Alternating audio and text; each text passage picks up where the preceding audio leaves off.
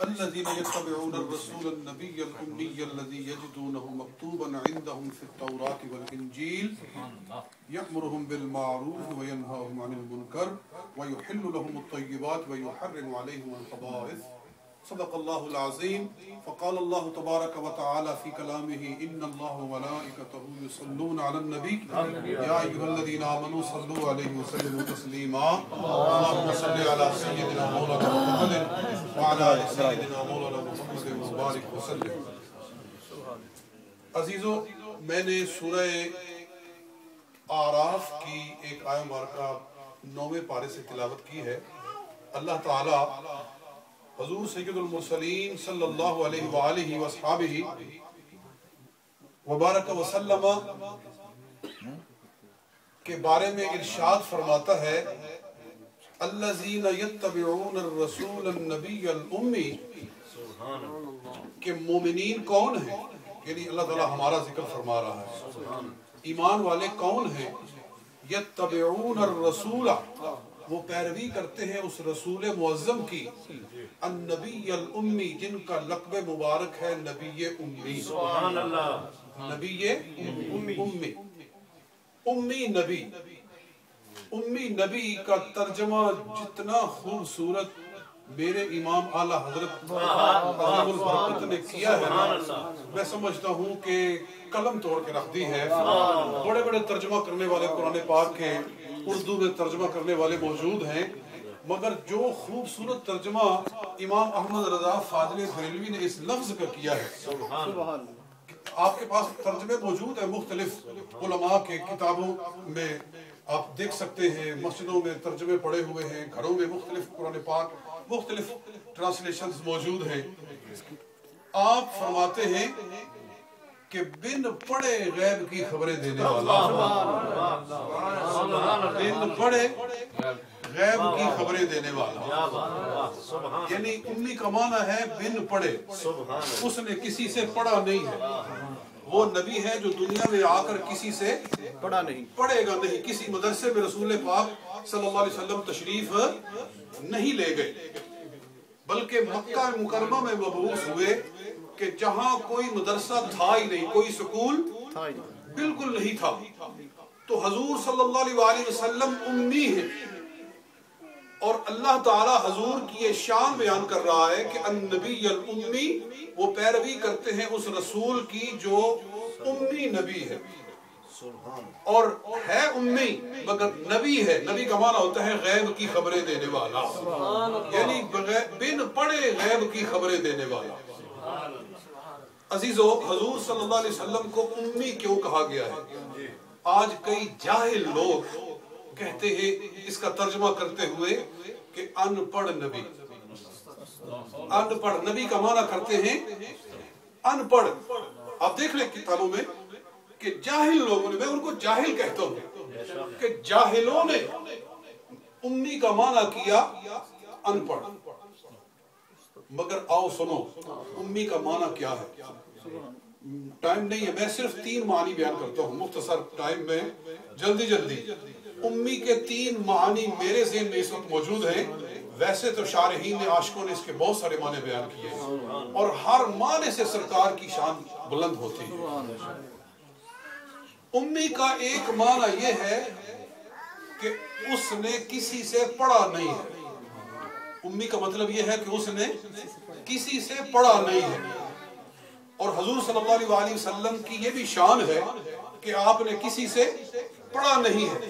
بے پڑھے مطلب ہے کہ وہ کسی کا شاگرد نہیں ہے، وہ شاگرد صرف مولا پاک کا ہے اور ساری دنیا اس کی شاگرد ہے. سبحان اللہ. امی کا معنی ہے کسی سے نہ پڑھنے والا. اور اگر حضور صلی اللہ علیہ وآلہ وسلم کسی سے پڑھے ہوتے، دنیا میں آ کر کسی سے پڑھتے، کوئی آپ کا استاد ہوتا، تو لوگ کہتے کہ پڑھا لکھا آدمی ہے اور بڑا علم والا ہے، اس نے اپنے علم کے زور پر کتاب لکھ دی ہے. قرآن حضور صلی اللہ علیہ وآلہ وسلم نے اپنی طرف سے، کیونکہ پڑھے ہوئے تھے اور لکھنا پڑھنا جانتے تھے، اس لیے انہوں نے ایک کتاب لکھی ہے. پہلی کتابوں کا مطالعہ کیا ہوگا، تورات و انجیل کا، اس میں سے پہلی کتابوں میں سے چیزیں نکال کر انہوں نے ایک کتاب تیار کر لی ہے. عالم آدمی ہے، تو قرآن پاک کا منزل من اللہ ہونا، قرآن کا اللہ کی طرف سے نازل شدہ ہونا، یہ شک میں پڑ جاتا۔ اللہ تعالیٰ نے اپنے حبیب کو کسی کے سامنے زانوِ تلمس طے کراتے ہوئے دکھایا ہی نہیں ہے، بتایا ہے یہ کسی سے پڑھنے والا نہیں ہے بلکہ کائنات کو پڑھانے والا۔ سبحان اللہ۔ ایک امی کا یہ معنی ہے، اور ایک امی اس معنی میں ہے کہ یہ امتن کے ساتھ یائے تصغیر، یائے نسبت لگی ہوئی ہے، امتن کے ساتھ یائے نسبت لگی ہوئی ہے۔ جیسے کوفتن، اس کے ساتھ تا ہے نا، تو جب اس کے ساتھ یا لگائیں گے نا کوفے والا تو تا کو نکال دیں گے اور بن جائے گا کوفی۔ جی کوفیون، کوفے والا، جو کوفے سے تعلق رکھتا ہے اس کو کہتے ہیں کوفیون، تا کو نکال دیا۔ ایسے ہی مکتن، مکہ، تو جب اس کے ساتھ یا نسبت لگائی جائے گی مکے والا تو بن جائے گا مکیون۔ جی بات سمجھ میں آ رہی میرے؟ تو مکیون کا کیا معنی ہو گیا؟ مکے والا۔ جی اسی طرح آپ کوئی بھی لے لیں لفظ کہ آپ مدنیون، مدینتن، اس کے ساتھ یا نسبت لگی تو کیا بن گیا؟ مدنیون۔ مدنیون کا معنی مدینے والا، کوفیون کا معنی کوفے والا، اور بصرتن، بصرہ ایک شہر ہے۔